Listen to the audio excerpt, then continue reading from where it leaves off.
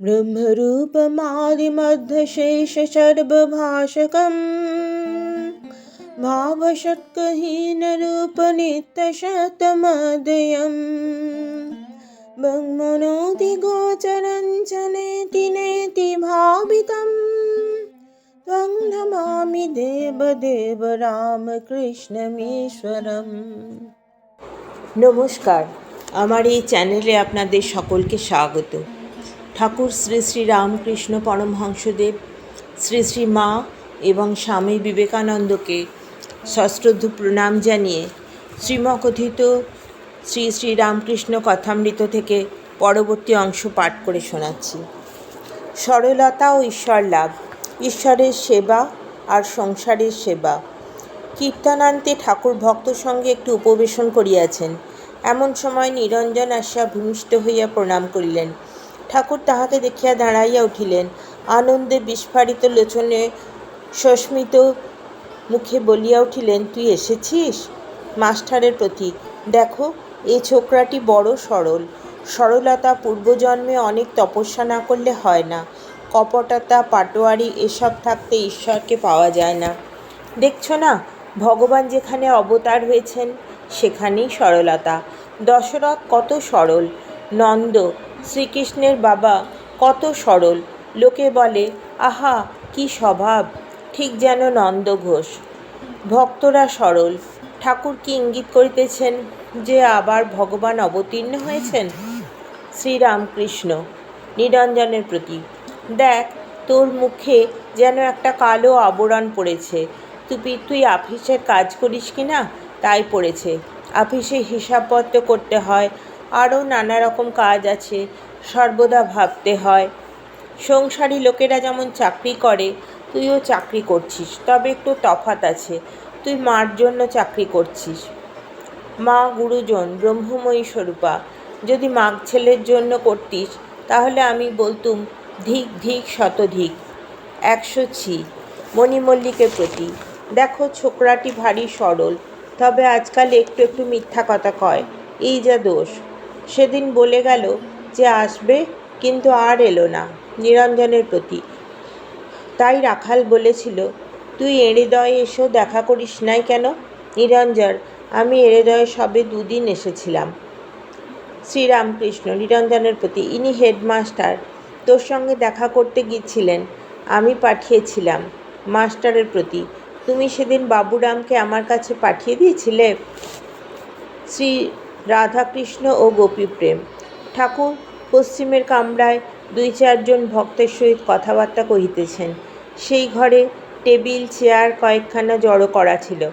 ঠাকুর টেবিলে ভর দিয়ে অর্ধেক দাঁড়িয়েছেন, অর্ধেক বসেছেন। শ্রীরামকৃষ্ণ মাস্টারের প্রতি, আহা গোপীদের কি অনুরাগ, তমাল দেখে একেবারে প্রেমোন্মাদ। শ্রীমতীর এরূপ বিরহানল যে চোখের জল সে আগুনের ঝাঁঝে শুকিয়ে যেত, জল হতে হতে বাষ্প হয়ে উড়ে যেত। কখনো কখনো তার ভাব কেউ টের পেত না।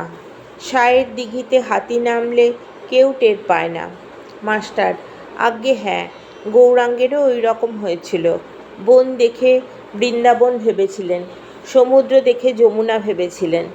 শ্রীরামকৃষ্ণ, আহা সেই প্রেমের যদি এক বিন্দু কারু হয়, কি অনুরাগ, কি ভালোবাসা! শুধু 16 আনা অনুরাগ নয়, 5 শিকা 5 আনা। এরই নাম প্রেমোন্মাদ। কথাটা এই, তাকে ভালোবাসতে হবে, তার জন্য ব্যাকুল হতে হবে।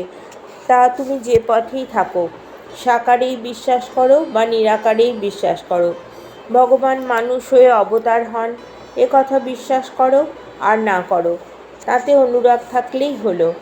তখন তিনি যে কেমন নিজেই জানিয়ে দিবেন।